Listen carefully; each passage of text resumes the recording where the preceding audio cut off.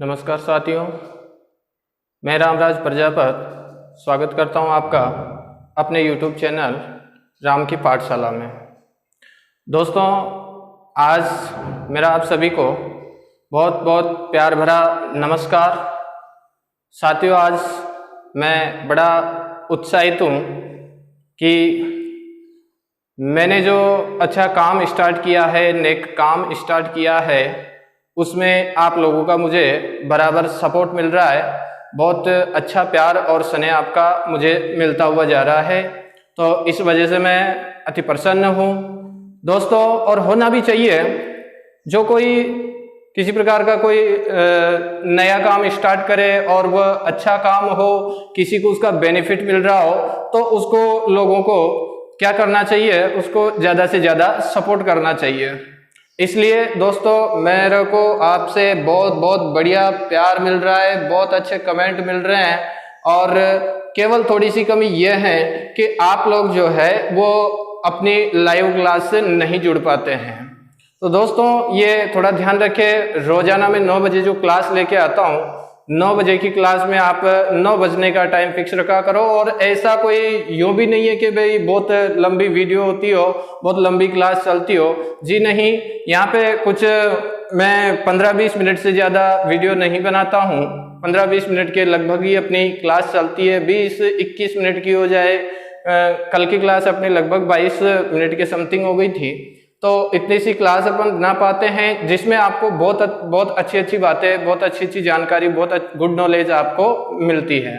तो दोस्तों, मेरे सभी प्यारे BSTC, PTET, REET, Rajasthan police, वनपाल, वन रक्षक, ग्राम सेवक, राजस्थान पुलिस वगैरह सबकी जो भी तैयारी कर रहे हैं, तो दोस्तों वह आप सब, उम्मीद करता हूं कि आज की क्लास में तो जरूर आप अपना रजिस्टर लेके बैठे होंगे। और इस रजिस्टर में आप ये तमाम जो मैंने आज का जो जिला चूज किया है, उस जिले की जो भी यहाँ पे जो भी पॉइंट वगैरह मैंने नोटिस किए हैं, तो उनको सबको आपको अपने रजिस्टर के अंदर लिखना है।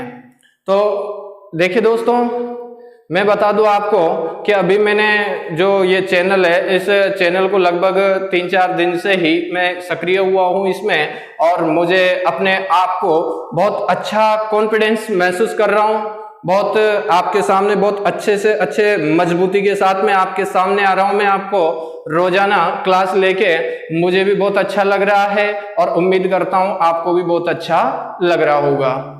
तो दोस्तों, जो अपने राजस्थान जिला दर्शन की कड़ी चल रही है, इस राजस्थान जिला दर्शन की कड़ी में, राजस्थान जिला दर्शन की कड़ी में आज अपन बात करने वाले हैं। आज की जो चौथी क्लास है अपनी, इसमें बांसवाड़ा जिले के बारे में हम बात करने वाले हैं।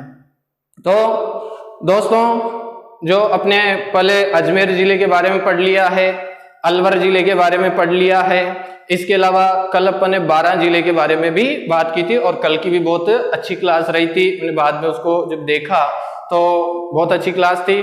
दोस्तों, आपको भी ज्यादा से ज्यादा सपोर्ट करना चाहिए मेरा। और क्यों ना, मैं बहुत परेशान हो गया था इस लॉकडाउन में दोस्तों।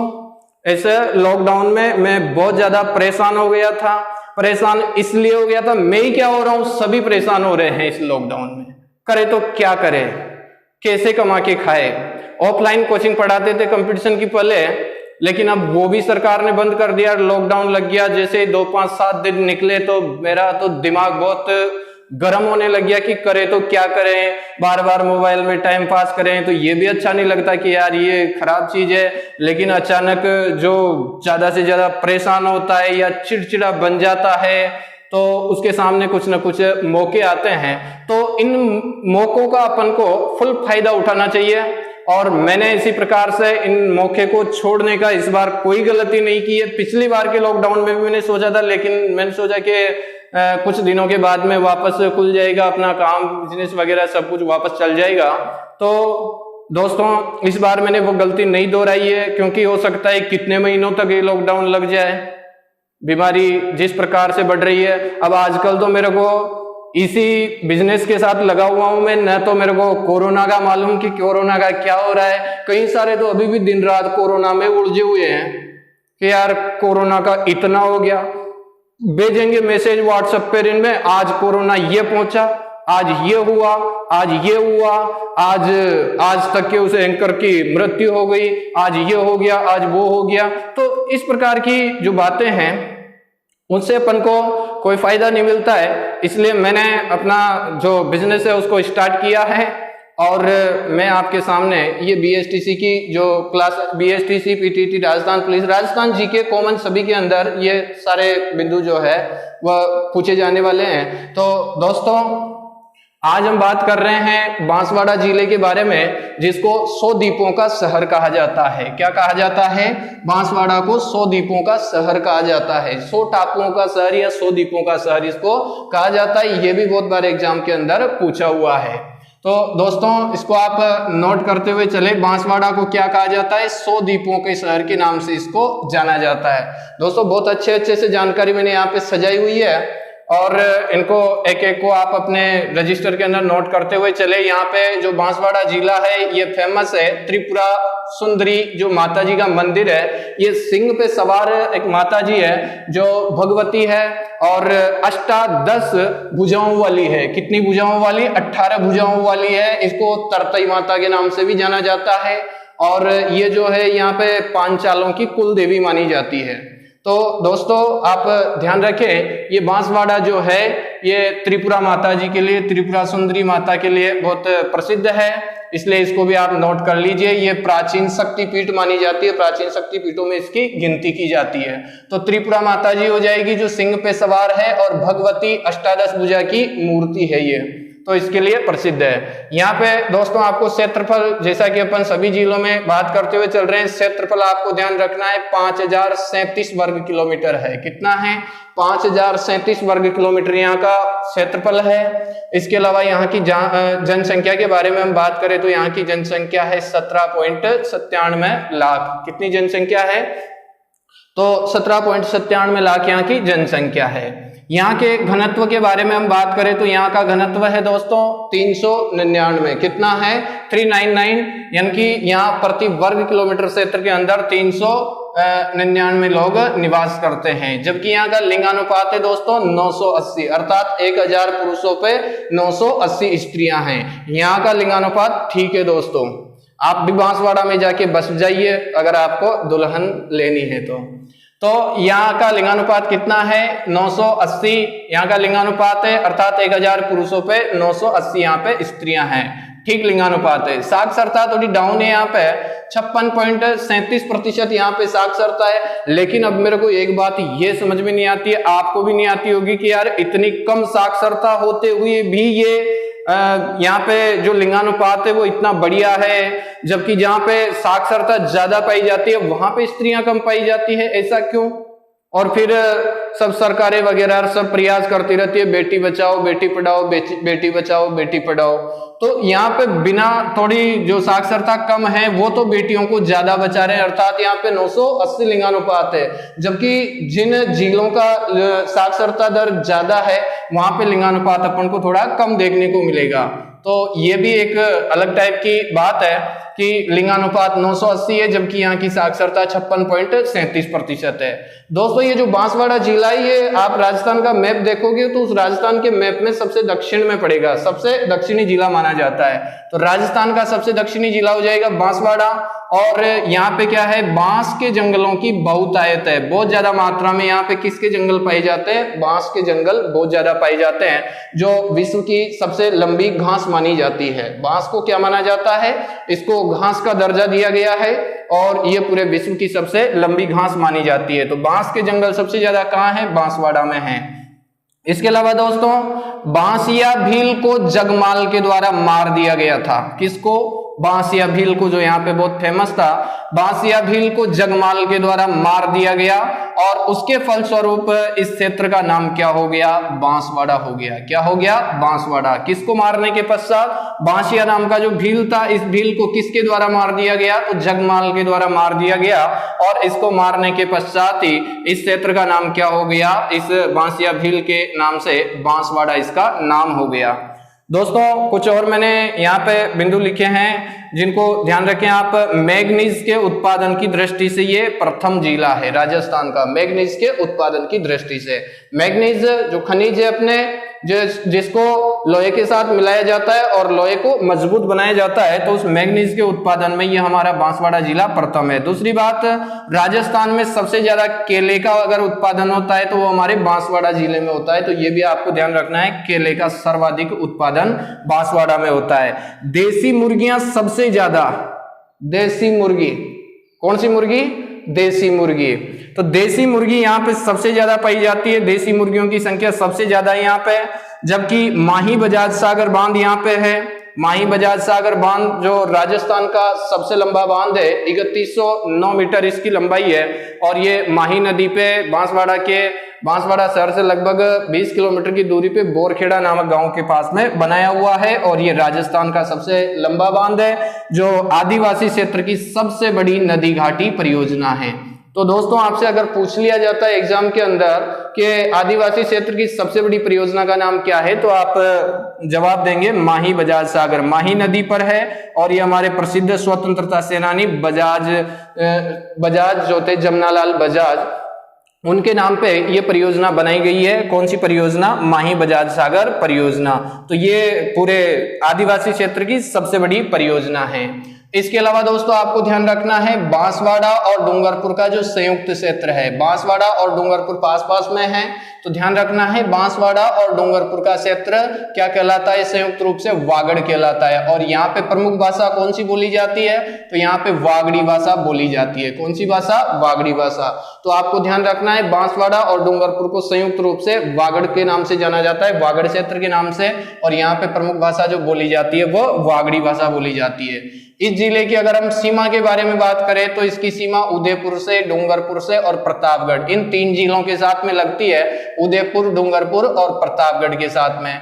इसके अलावा ये जो हमारा बांसवाड़ा जिला है, ये हमारे राजस्थान के जो भी पड़ोसी राज्य है, गुजरात और मध्य प्रदेश, इन दोनों राज्यों के साथ भी सीमा बनाता है। तो आपको ध्यान रखना है, 3 जिलों के साथ में सीमा बनाता है, उदयपुर के साथ में, डूंगरपुर के साथ में और प्रतापगढ़ के साथ में। इसके अलावा हमारे जो राजस्थान के पड़ोसी राज्य हैं, गुजरात और मध्य प्रदेश, इनके साथ भी ये सीमा बनाता है। 2 राज्यों के साथ सीमा बनाने वाला है बांसवाड़ा। इसके अलावा सुंबकर, ये हमारे स्टूडेंट ने, मिथुन ने हमें ये बताया था कि हर जिले का सुंबकर भी लिखाते हुए चले। तो इस प्रकार से दोस्तों, अगर आप हमें बताते रहेंगे कमेंट के माध्यम से कि क्या कमियां हैं, तो उन कमियों को भी अगले जो क्लासें हैं उनमें हम सुधार करते हुए जाएंगे। तो आप कमेंट बॉक्स के अंदर कमेंट भी करते रहिए, क्या कमी लग रही है आपको, कुछ जो भी आपको दिखाई दे तो वह आपको मुझे बताना है।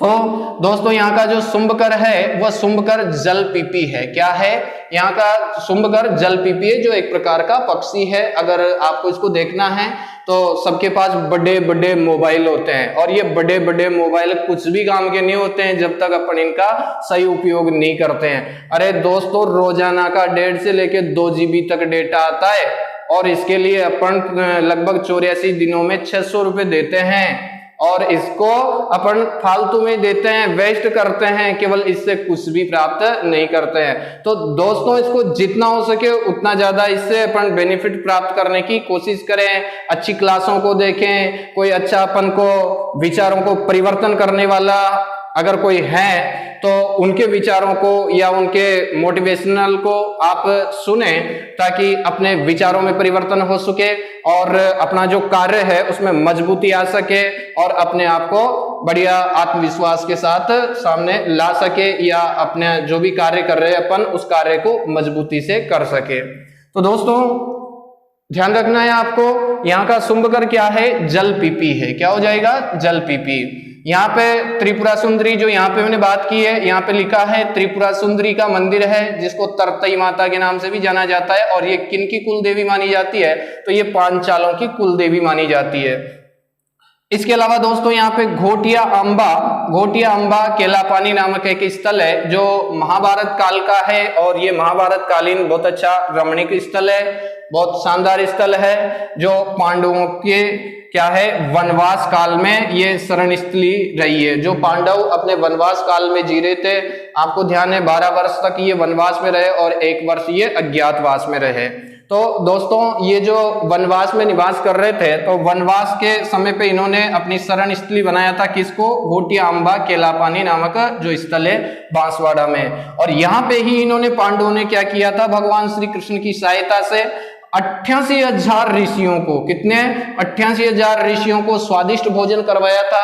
कथाएं तो बहुत लंबी है, अभी मैं सुनाने लगूं तो फिर इंद्र ने इनको एक आम की गुठली दी थी, उसको यहाँ पे रोक दिया था जहाँ पे आज भी आम का वृक्ष है। बहुत सारी बातें हैं दोस्तों, लेकिन फिर मोबाइल से वही प्रॉब्लम, अपलोड नहीं हो पाएगी। मोबाइल में भी जो अपना सिस्टम है वो सिस्टम इतना ज्यादा सपोर्ट नहीं कर रहा है। दोस्तों 88,000 ऋषियों को भोजन, स्वादिष्ट भोजन करवाया था पांडवों ने, किसकी सहायता से, श्री कृष्ण भगवान की सहायता से। अर्थुना के मंदिर है यहाँ पे, जो पूर्व में क्या थे, अर्थुना वागड़ के परमारों की राजधानी रहा था, यहाँ पे मंदिर बने हुए हैं। तो ये भी ध्यान रखना है आपको, अर्थुना के मंदिर कहाँ पे है, तो बांसवाड़ा में है। इसके अलावा छींच माता का मंदिर है, और छींच माता के मंदिर के अलावा यहाँ छींच में ही क्या है, ब्रह्मा जी का मंदिर है। और यहाँ पे भी एक बहुत बड़ी ब्रह्मा जी की मूर्ति लगी हुई है। इनके आसपास के क्षेत्रों में ब्रह्मा जी की इतनी बड़ी मूर्ति कहीं पर भी नहीं है। तो छींच माता का मंदिर और छींच का ब्रह्मा मंदिर कहाँ है, तो बांसवाड़ा में है। इसके अलावा यहाँ पे तलवाड़ा में क्या है, सूर्य मंदिर है। तलवाड़ा में सूर्य मंदिर बना हुआ है, जो भी बढ़िया पर्यटन का स्थल है। बेणेश्वर धाम है यहाँ पे, जिसको आदिवासियों का कुंभ और वागड़ के पुष्कर के नाम से जाना जाता है। किसके नाम से, आदिवासियों का कुंभ और वागड़ का पुष्कर के नाम से इसको जाना जाता है, बेणेश्वर धाम को। और ये बेणेश्वर धाम के बारे में भी थोड़ा यहाँ पे भी अपन बात करने वाले हैं। यहाँ पे मेला आएगा। बेणेश्वर धाम क्या है, सोम, माही और जाखम, इन 3 नदियों का यहाँ पे संगम होता है, और यहाँ पे प्रतिवर्ष मेला भी भरता है। यहाँ पे लिखा है मैंने, बेणेश्वर का मेला जो माघ पूर्णिमा को लगता है, और ये आदिवासियों का सबसे बड़ा मेला माना जाता है। आदिवासियों का कुंभ इसको कहा जाता है। तो इसको आदिवासियों का कुंभ भी कहा जाता है, और इसके अलावा इसको वागड़ का पुष्कर भी कहा जाता है, वागड़ क्षेत्र का पुष्कर। तो कौन हो जाएगा, बेणेश्वर धाम। इसके अलावा मानगढ़ धाम, ये तो बहुत फेमस रहा है भाई, आपको सभी को ध्यान होगा।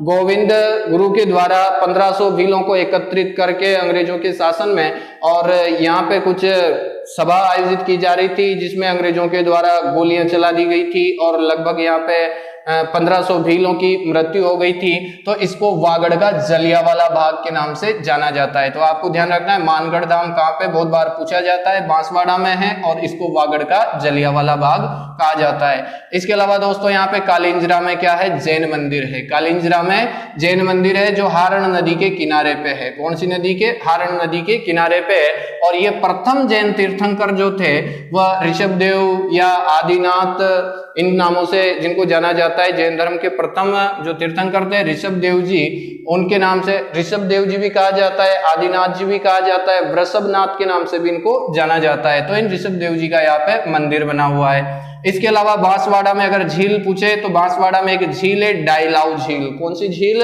डाइलाऊ झील। कहाँ पे हो जाएगी, तो बांसवाड़ा में हो जाएगी। इसके अलावा कागदी पिकअप जो बांध है, ये माही नदी पे, जो ये सबसे बड़ा बांध मैंने अभी बताया आपको, माही बजाज सागर बांध। इस बजाज सागर बांध से थोड़ा नीचे ये पिकअप बांध बनाया हुआ है, लगभग 12-13 किलोमीटर आगे चल के। तो ये कागदी पिकअप बांध माही नदी पे बना हुआ है, जो एक मूल रूप से कैसा बांध है, पिकअप बांध है। इसके अलावा बेणेश्वर मेला जो अभी मैंने बात करी ली, कब लगता है पूछा जाता है, माघ पूर्णिमा को बढ़ता है, और ये आदिवासियों का सबसे बड़ा मेला माना जाता है। आदिवासियों का सबसे बड़ा मेला तो बेणेश्वर मेला। यहाँ पे दोस्तों 70% से ज्यादा जनसंख्या आदिवासी भीलों की है इस जिले के अंदर, इसलिए इसको आदिवासियों का क्षेत्र भी कहा जाता है। 70% से अधिक जनसंख्या यहाँ पे आदिवासी भीलों की है। और यहाँ पे भील तथा जो मीणा जाति है, ये पूरे भारत के सबसे प्राचीन निवासियों में से माना जाता है। किन जातियों को बहुत प्राचीन जातियां माना जाता है, तो भील और मीणा भारत के सबसे प्राचीनतम निवासियों में से इनको माना जाता है। और कर्नल जो जेम्स टोड थे घोड़े वाले बाबा, उनके द्वारा तो इनको वन पुत्र नाम दिया गया था, क्योंकि ये जंगलों में रहते थे, इसलिए इनको क्या नाम दिया गया, भील और मीणाओं को कर्नल जेम्स टोड के द्वारा वन पुत्र कहा गया है। इनको क्या कहा गया है, वन पुत्र, अर्थात जंगलों में निवास करने वाले, जो सदियों से कहाँ निवास कर रहे हैं, जंगलों में रहते हुए यहाँ पे आए हैं। तो दोस्तों इस प्रकार से इस बांसवाड़ा जिले की आपको जो भी यहाँ पे मैंने जानकारी लिखी है पॉइंटों के माध्यम से, तो इनको सबको अपने रजिस्टर के अंदर काउंट करें। और अगर आपको हमारी क्लास पसंद आती हो, अच्छी लगती हो, तो इसको रोजाना आप देखें सुबह 9 बजे। और शादी ब्याह का सीजन चल रहा है, मुझे भी मालूम है शादी ब्याह चल रहे हैं, और कल तो बहुत ज्यादा शादियां थी, तो आप शादियों से फ्री होके और जल्दी से इन सभी क्लासों को, सभी जिलों की जानकारी को इकट्ठा करें। और अगर आपको वीडियो और ये जो क्लास है ये अगर आपको अच्छी लगती हो तो इसको लाइक करें, कमेंट करें, अपने दोस्तों को भी भेजें ताकि उनको भी इसका बेनिफिट मिल सके। तो अपने साथियों को भी शेयर करें। और अगर अभी तक आपने इस चैनल को, राम की पाठशाला को आपने अगर अभी तक सब्सक्राइब नहीं किया है तो इसको जल्दी से जल्दी सब्सक्राइब करें और बेल आइकन का बटन जरूर दबाएं। ठीक है दोस्तों, तो नेक्स्ट क्लास जो अब कल तो संडे है, तो संडे को हो सकता है अपनी क्लास नहीं हो पाए, क्योंकि संडे के दिन तो संडे ही होता है दोस्तों। तो हो सकता है अपनी अगर संडे को क्लास नहीं आई तो आपको फिर सोमवार को क्लास मिलेगी वही 9 बजे। तो ठीक है दोस्तों, आज के लिए इतना ही, विदा लेते हैं आपसे। जल्द मिलेंगे आपको नेक्स्ट क्लास में एक नए जिले के साथ में। तो ठीक है दोस्तों, जय श्री राम, जय हिंद, जय भारत।